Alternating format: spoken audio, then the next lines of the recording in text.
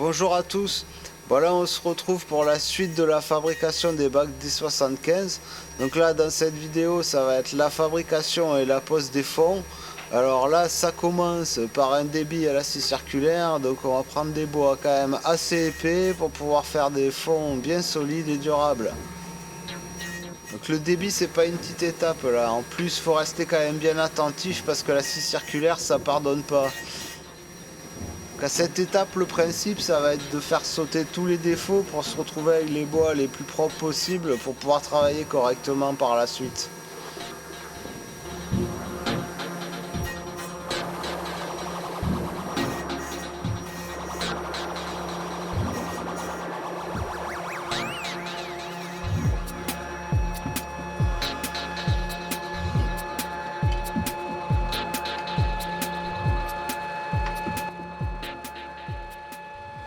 Donc là, on est déjà à l'étape du corroyage. Là. Donc du coup, on va faire le dessus, le dessous et les côtés des bois. Alors d'abord les deux faces, donc dessus, dessous, et ensuite les côtés des bois dans une autre machine qu'on va voir après.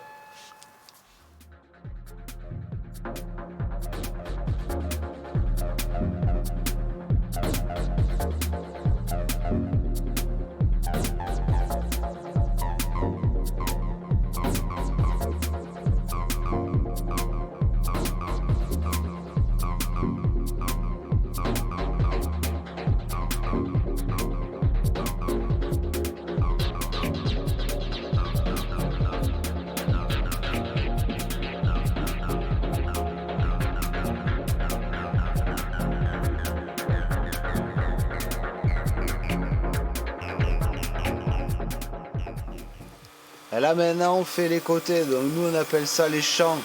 Là on fait ça avec une sorte de corroyeuse et on s'en sert comme une dune Lego mais avec un entraînement automatisé quoi.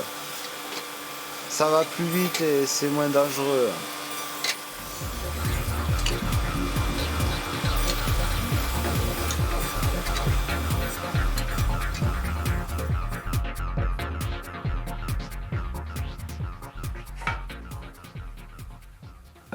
Alors maintenant on passe à l'établissement des fonds. Ça va consister à choisir les bois et à les placer de manière à constituer un fond. Donc après on va vérifier que le panneau qu'on constitue il est suffisamment grand pour passer le fond dedans. On va tracer donc avec des signes d'établissement pour pouvoir repérer la place de chaque bois. Et je vais aussi tracer les emplacements des tourillons qui vont servir à faire l'assemblage.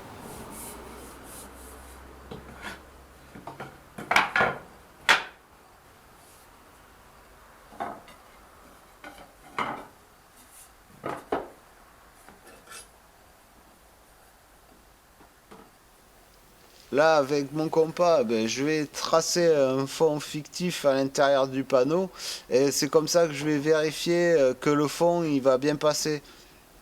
Donc après, le dernier bois, je vais le choisir selon la largeur dont j'ai besoin.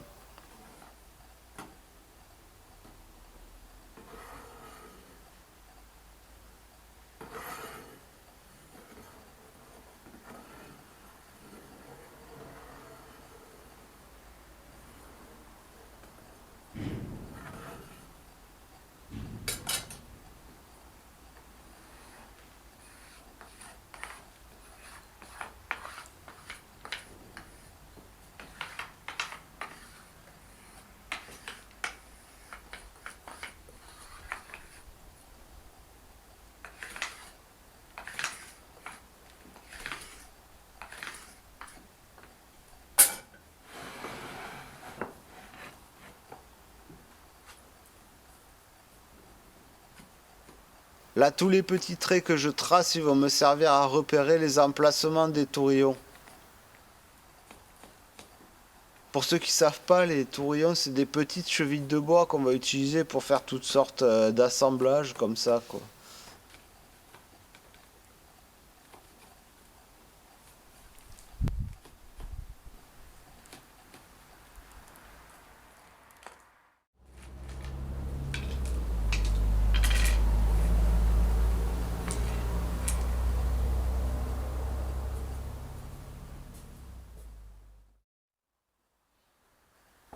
Voilà la machine que je vais utiliser pour tourbillonner. En réalité, c'est une dégauchisseuse avec un mandrin qui est monté en bout de l'arbre et sur lequel on peut monter une mèche à tourbillonner pour faire ça justement. Donc voilà, on va percer dans le champ aux emplacements où j'ai tracé les traits et comme ça va tomber face à face et on va pouvoir reconstituer le fond entier mais assemblé avec les tourbillons.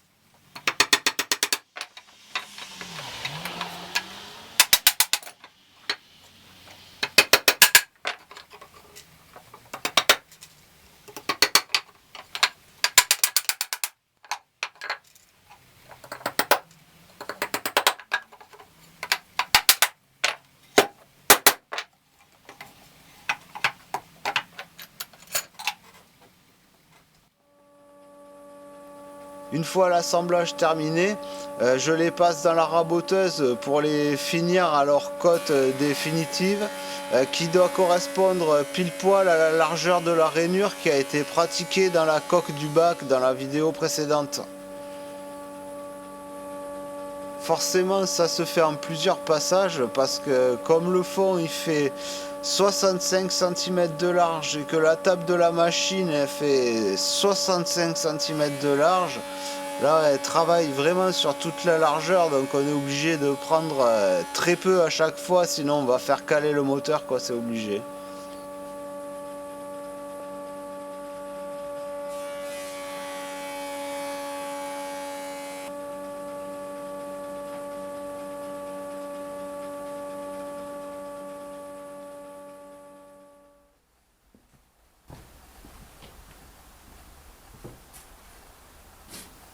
Là, il va être temps de mesurer la taille précise de la circonférence du fond que je vais devoir tailler après.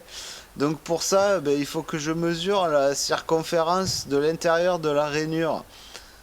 Donc, pour faire ça, on va commencer par faire un point au fond de la rainure et ensuite on va déplacer 6 fois le compas dans le fond de la rainure. Et arrivé au bout de 6 fois, on doit retomber pile poil dans le point.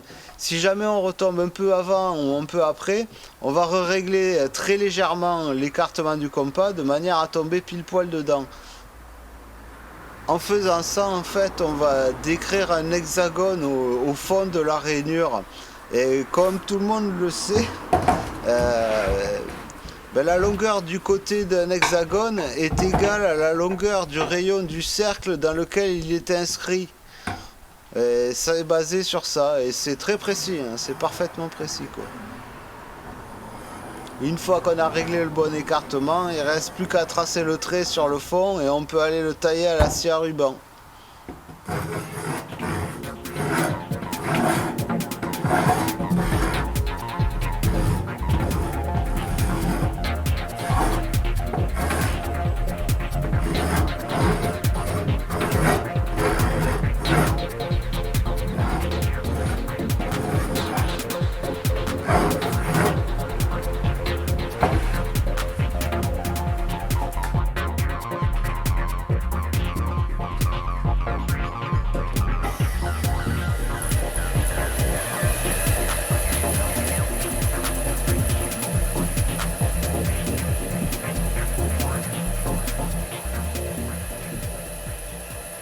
Là en premier, je vais commencer par dégrossir, je vais écrêter tous les bois qui dépassent et après je vais faire le taillage définitif en suivant le trait au plus près.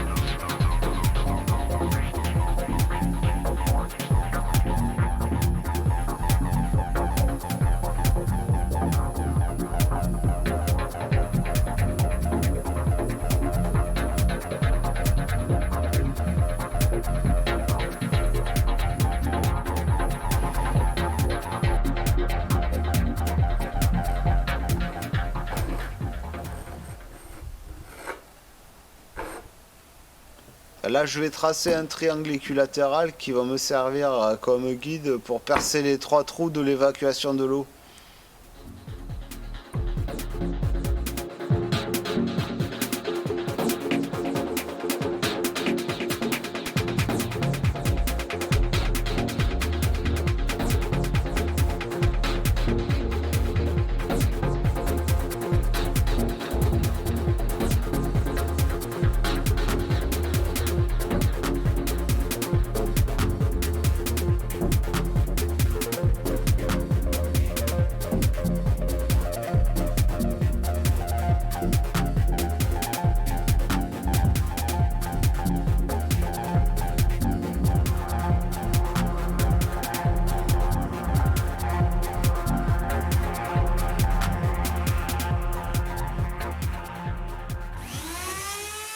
On le voit pas trop sur la vidéo, mais en fait la rainure qui est dans le bac, elle est pas plate au fond, c'est un demi-rond en fait qui est creusé.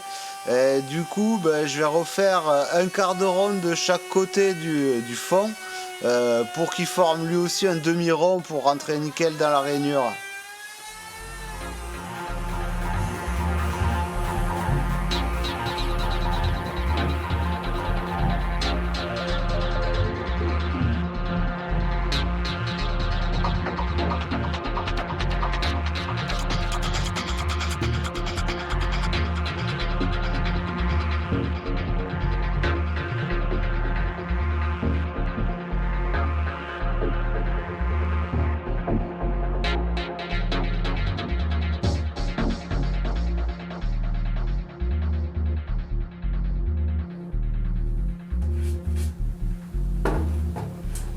Et voilà, maintenant on va pouvoir insérer le fond de la rainure.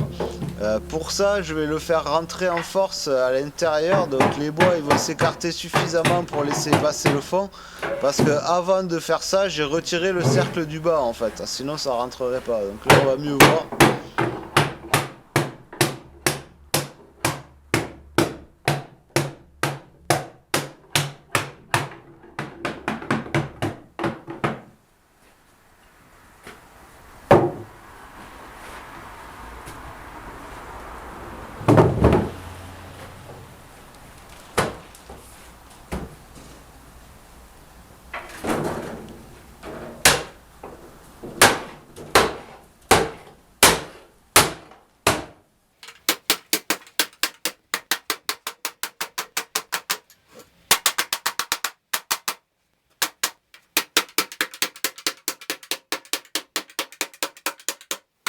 Et maintenant, je vais pas lésiner sur les coups de marteau et je vais faire rentrer le fond bien au fond de la rainure.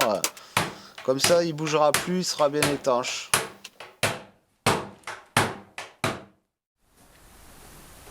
Bon, si vous êtes arrivé jusque là, c'est que vous êtes des bons. La vidéo touche à sa fin, donc je vous dis à la prochaine vidéo. Ça sera la dernière de la série, donc le ponçage et la finition. Allez, à la prochaine et portez-vous bien.